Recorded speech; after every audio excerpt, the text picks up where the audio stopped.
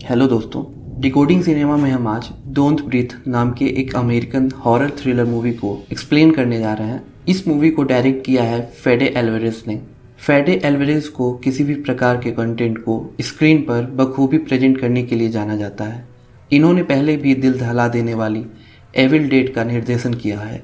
Don't breathe movie के बारे में हम बता दें कि इस मूवी को the best American horror film in 20 years का दर्जा मिला हुआ है। इस मूवी की लाइटिंग इसे काफी विशिष्ट बनाती है। पूरी मूवी रात में शूट हुई है, फिर भी दर्शकों को अपनी आंखों पर जोर नहीं देना पड़ता है और इसका बैकग्राउंड म्यूजिक बेहद डरावना है। इसकी IMDb रेटिंग 7.1 आउट ऑफ 10 है और 90% लोगों ने इसे गूगल पर पसंद किया है। इस मूवी का बजट 9.9 मिलियन US डॉलर है और बॉक्स ऑफिस पर इसकी कमाई 157.8 मिलियन US डॉलर है। इस मूवी को Empire Award of best horror movie के लिए नामांकित भी किया गया था। इस मूवी की खासियत यह है कि इसमें कहीं कोई भूत प्रेत को नहीं दिखाया गया है, फिर भी इस मूवी को देखने के बाद दर्शकों के रोंगटे खड़े हो जाते हैं। उसके पीछे का कारण है स्टीफन लैंग की बेहद डरावनी और शानदार एक्टिंग। यह कहानी डेट्रॉइट शहर की है, जहां पर रॉकी, एलेक्स और मनी नाम के 3 दोस्त जो कि डेलिकेंट हैं, चोरी करके अपना जीवन यापन करते हैं। चूँकि एलेक्स के पिता एक सिक्योरिटी कंपनी में काम करते हैं और यह सब उसी घर में चोरी करते हैं जिसकी सिक्योरिटी के बारे में इन्हें पता होता है और जिनकी चाबियां इनके पास पहले से होती हैं। चोरी करने के बाद एलेक्स अपने घर पर जाता है और चाबियों को उन्हीं ड्रॉवर में रख देता है जहां से उसने उठाई होती है। वहीं दूसरी तरफ दिखाया गया है कि मनी चोरी के सामान को बेचता है, लेकिन यह सब चोरी का सामान होने के कारण उससे ज़्यादा पैसे नहीं मिलते हैं। इन तीनों की चोरी का सिलसिला जारी रहता है और एक दिन मनी अपने मोबाइल में रॉकी और एलेक्स को एक घर का तस्वीर दिखाता है जिसमें एक बूढ़ा व्यक्ति अकेला रहता है जो कभी आर्मी में था और कुछ सालों पहले इसकी लड़की को एक अमीर लड़की ने अपनी गाड़ी के नीचे कुचल दिया था, जिससे उसकी मौत हो गई थी। और उस अमीर लड़की के माँ बाप ने उस बूढ़े आदमी के सेटलमेंट के लिए उसे 3 लाख डॉलर दिए थे, जो आज भी उस बूढ़े के घर पर होने चाहिए। इस बूढ़े के घर के आसपास कोई घर नहीं होता। एकांत में घर होने और ज़्यादा रकम होने के कारण ये इस घर में चोरी करने का प्लान बनाते हैं। एलेक्स चोरी के लिए राजी नहीं होता। वह कहता है कि हमें इतनी बड़ी चोरी नहीं करनी चाहिए क्योंकि इसमें मेरे पिता भी फंस सकते हैं। दरअसल एलेक्स के पिता एक सिक्योरिटी कंपनी में काम करते हैं और उस कंपनी ने उस बूढ़े व्यक्ति के घर की भी सिक्योरिटी ली है, जिस कारण एलेक्स के घर में इस घर की चाबी होती है।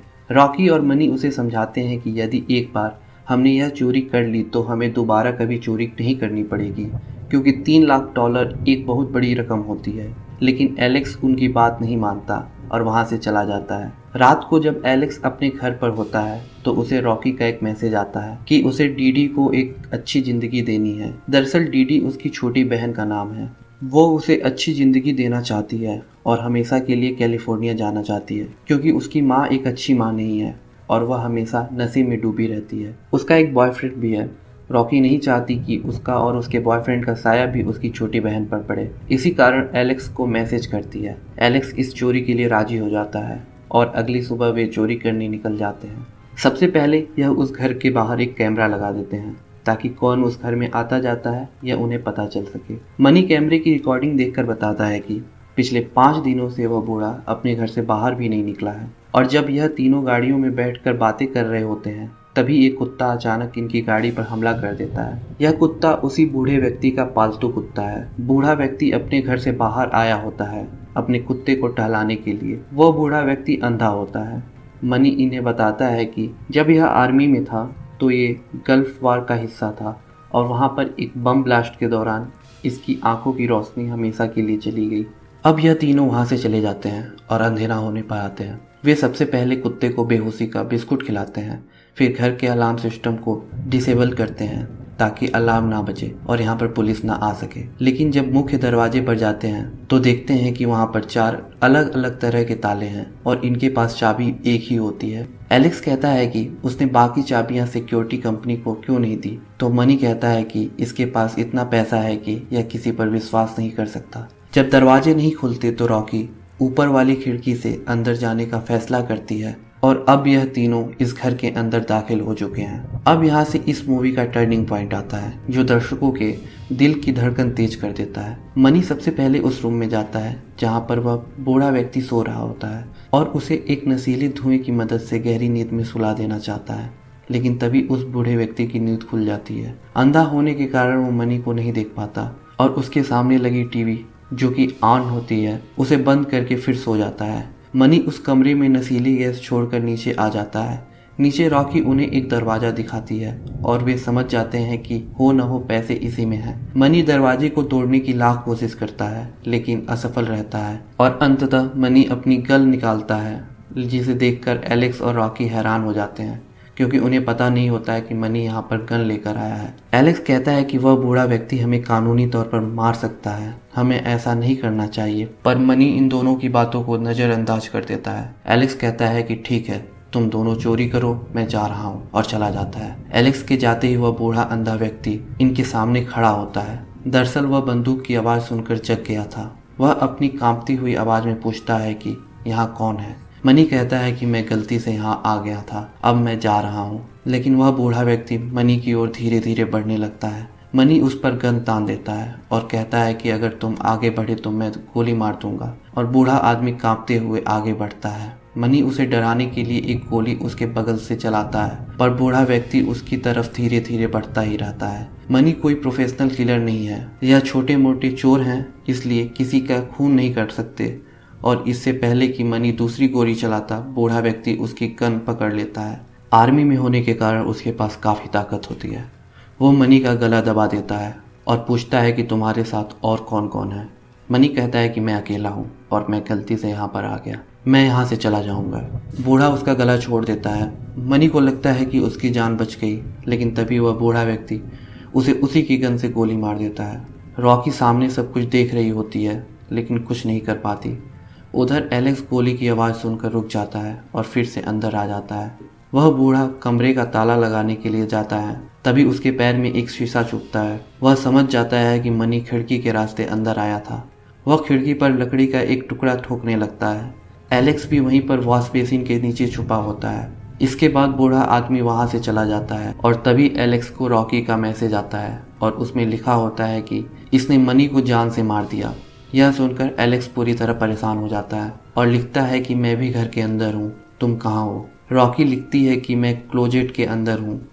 क्लोजेट एक तरह का प्राइवेट छोटा कमरा होता है। दूसरी तरफ यह दिखाया जाता है कि वह बूढ़ा आदमी वहां पहुंच जाता है जहां पर रॉकी छिपी हुई होती है। वहां पर वह बूढ़ा व्यक्ति एक सेफ को खोलता है और उसके अंदर कुछ चेक करता है और उसे बंद कर देता है। लेकिन जब उस सेफ को बंद कर रहा होता है तभी रॉकी जो कपड़ों के पीछे छिपी होती है उसका कोड देख लेती है। वो कोड होता है 2978। उस बूढ़े व्यक्ति के चले जाने पर एलेक्स भी वहां पहुंचता है और दोनों उस सेफ से सारे पैसे निकाल लेते हैं। इन्हें खबर मिली थी कि यहाँ पर 3 लाख US$ हैं, लेकिन यहाँ पर 3 नहीं बल्कि 1 लाख US$ होते हैं। अब इन्हें इन पैसों को लेकर यहाँ से बाहर निकलना है। इनके सामने जो दरवाजा है ये वहां से बाहर निकल सकते हैं। रॉकी उस पैसे को लेकर उस दरवाजे की तरफ बढ़ती है। इससे पहले कि रॉकी वो दरवाजा खोलती, वो बूढ़ा व्यक्ति कमरे में आ जाता है क्योंकि यहाँ पर मनी की लाश होती है। वो लाश को कहीं दूसरी जगह ले जा रहा होता है और यह दोनों यहाँ से बाहर निकलने की कोशिश कर रहे होते हैं। तभी एलेक्स के पैर से आवाज आती है और वह बूढ़ा आदमी को समझ आता है कि यहाँ पर और कोई भी है और वह एलेक्स की तरफ गन तान देता है। अंधा होने के कारण वो चारों तरफ गन घुमाता है, पर इसके बाद एलेक्स और रॉकी बिल्कुल हलचल नहीं करते। बूढ़ा व्यक्ति को लगता है कि ये उसका वहम था और वह डेड बॉडी को उठाकर अंदर ले जाता है। मौके का फायदा उठाकर यह दोनों नीचे बेसमेंट में पहुंच जाते हैं। वहीं ऊपर यह दिखाया जाता है कि बूढ़ा आदमी एक नहीं बल्कि 2 जोड़ी जूते पाता है और बूढ़ा इस बार निश्चित हो जाता है कि यहाँ पर कोई और भी है और इसके बाद वो अपना सेफ चेक करता है। उसके अंदर पैसे न मिलने पर वह काफी नाराज भी होता है और उसे ढूंढने लगता है। जब एलेक्स और रॉकी बाहर का रास्ता ढूंढ रहे होते हैं तभी एक लड़की उन्हें वहां पर दिखती है जिसे उस बूढ़े व्यक्ति ने बेसमेंट में कैदी बनाकर रखा होता है। एलेक्स और रॉकी यहाँ से भागना चाहते हैं, पर रॉकी कुछ सोच समझकर उस लड़की के पास जाती है और लड़की उसे अखबार का एक टुकड़ा दिखाती है। रॉकी उसे पढ़ती है तो समझ जाती है कि ये वही लड़की है जिसकी कार के नीचे आकर उस बूढ़े व्यक्ति की बेटी का देहांत हो गया था, जिसका बदला लेने के लिए उस बूढ़े व्यक्ति ने इस लड़की को यहाँ पर कैद कर रखा है। ये दोनों लड़की को छुड़ा लेते हैं और बाहर जाने की कोशिश करने लगते हैं, पर जैसे ही तहखाने का दरवाज़ा खोलते हैं तो सामने वही बूढ़ा व्यक्ति होता है और वो इन पर गोली चला देता है। हालांकि एलेक्स और रॉकी बच जाते हैं, पर एक गोली उस लड़की को लग जाती है जो यहाँ पर कैदी होती है और उसकी मौत हो जाती है। जब उस बूढ़े को यह पता चलता है कि उसने उसने उस लड़की को मार दिया है जिसे उसने यहाँ पर बंदी बनाकर रखा था, तो वह बहुत रोता चिल्लाता है। वहीं एलेक्स और रॉकी यहाँ से किसी भी तरह निकलना चाहते हैं, लेकिन बूढ़ा व्यक्ति बेसमेंट का मेन स्विच ऑफ कर देता है, जिससे चारों तरफ अंधेरा हो जाता है। पर उस बूढ़े व्यक्ति को अपने घर के हर एक कोने का अंदाजा होता है। वह एलेक्स को पकड़ लेता है और उस पर गोली चला देता है, लेकिन गोली खत्म हो जाने के कारण एलेक्स की जान बच जाती है। एलेक्स और रॉकी वहां से किसी तरह बचकर ऊपर वाले कमरे में आ जाते हैं। वे यहाँ से भागने ही वाले होते हैं कि उस बूढ़े व्यक्ति का कुत्ता वहां आ जाता है, जो काफ़ी खतरनाक होता है। ये दोनों अपनी जान बचाने के लिए सबसे ऊपर वाले कमरे में चले जाते हैं और दरवाज़ा अंदर से बंद कर देते हैं। बूढ़ा आदमी भी वहां पहुंचता है और अपनी गन निकालकर इन्हें ढूंढना शुरू कर देता है।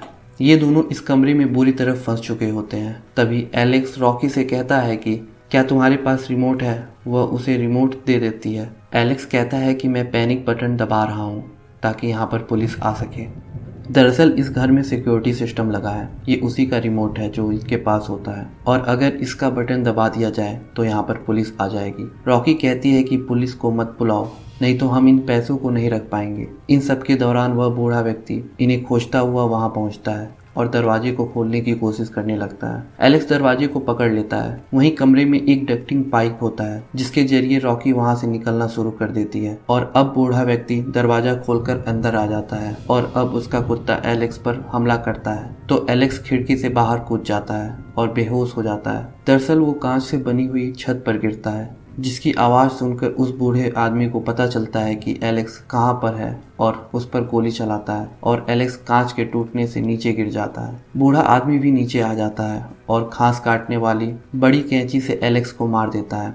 उधर डक्टिंग टनल के अंदर रॉकी जब आगे बढ़ रही होती है तो पीछे से उस बूढ़े आदमी का कुत्ता आ जाता है।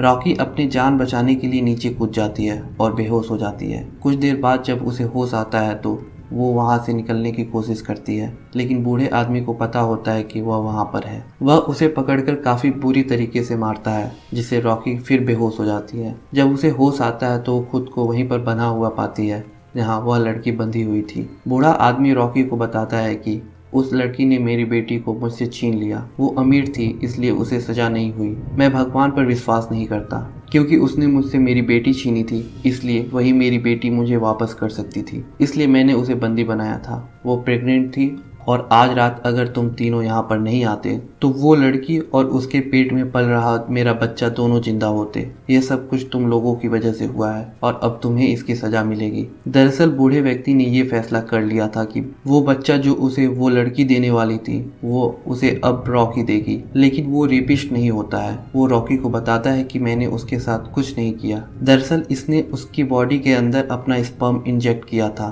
न कि उसका रेप, और ऐसे ही वो रॉकी के साथ भी करने वाला होता है। वो कहता है कि बच्चा पैदा होने के बाद मैं उस लड़की को छोड़ देता और अब तुम्हें भी यहाँ पर 9 महीने तक रहना होगा, और जब बच्चा पैदा हो जाएगा तो मैं तुम्हें छोड़ दूंगा। लेकिन इससे पहले कि वो अपने बॉडी में स्पर्म इजेक्ट करता, एलेक्स उस बूढ़े व्यक्ति के सिर पर हथौड़े से वार करता है और उसे हथकड़ी में बांध देता है। दरअसल एलेक्स अभी मरा नहीं होता, क्योंकि उसने अपने बॉडी पर मनी की बॉडी रख ली थी, जिससे बूढ़े व्यक्ति को यह धोखा होता है कि उसने एलेक्स को मारा है। इसके बाद एलेक्स और रॉकी ऊपर आ जाते हैं, पर वह बूढ़ा व्यक्ति पीछे से एलेक्स को गोली मार देता है, जिससे एलेक्स की मौत हो जाती है। लेकिन सुबह हो जाने के कारण रॉकी पैसों का बैग लेकर उस घर से बाहर निकल जाती है, पर उस बूढ़े व्यक्ति का कुत्ता रॉकी का पीछा कर लेता है। रॉकी किसी तरह उस कुत्ते को अपनी गाड़ी में बंद कर देती है। इससे पहले कि वो वहां से भागती, बूढ़ा व्यक्ति पीछे से आकर उसे फिर से पकड़ लेता है और वापस घर के अंदर ले जाता है। लेकिन अब रॉकी अपने दिमाग से काम करती है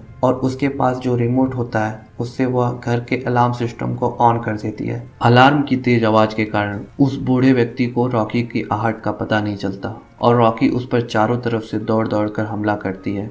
और उसे लगभग अधमरा कर देती है और वहां से पैसे लेकर भाग जाती है। कुछ ही देर में वहां पुलिस पहुंच जाती है और मूवी के अंतिम सीन में दिखाया जाता है कि रॉकी अपनी सिस्टर के साथ रेलवे स्टेशन पर है, क्योंकि जैसा कि उसका सपना होता है कि वह अपनी बहन को लेकर हमेशा के लिए कैलिफोर्निया चली जाएगी। वह कैलिफोर्निया जा रही होती है कि तभी टीवी पर न्यूज़ देखती है जिसमें बताया जाता है कि एक रिटायर्ड सैनिक के घर पर कल रात 2 चोर घुस आए थे और उस रिटायर्ड सैनिक ने उन दोनों को मार दिया। वह रिटायर्ड सैनिक बहुत जख्मी हुआ लेकिन उसकी जान बच गई और उन्होंने यह भी बयान दिया है कि उसके घर पर कुछ भी चोरी नहीं हुई। वह बूढ़ा व्यक्ति ऐसा बयान इसलिए देता है क्योंकि अगर वो पैसों के बारे में बता देता तो रॉकी पकड़ी जाती और अगर रॉकी पकड़ी जाती तो उसका भी सारा काला सच सामने आ जाता। इसी के साथ यह मूवी खत्म हो जाती है, पर पूरी नहीं होती क्योंकि अभी वो बूढ़ा व्यक्ति जिंदा है जो रॉकी से अपना बदला लेना चाहता है। इसलिए अगला पार्ट 2021 में रिलीज होने वाला है। दोस्तों, आपको इस मूवी का एक्सप्लेनेशन कैसा लगा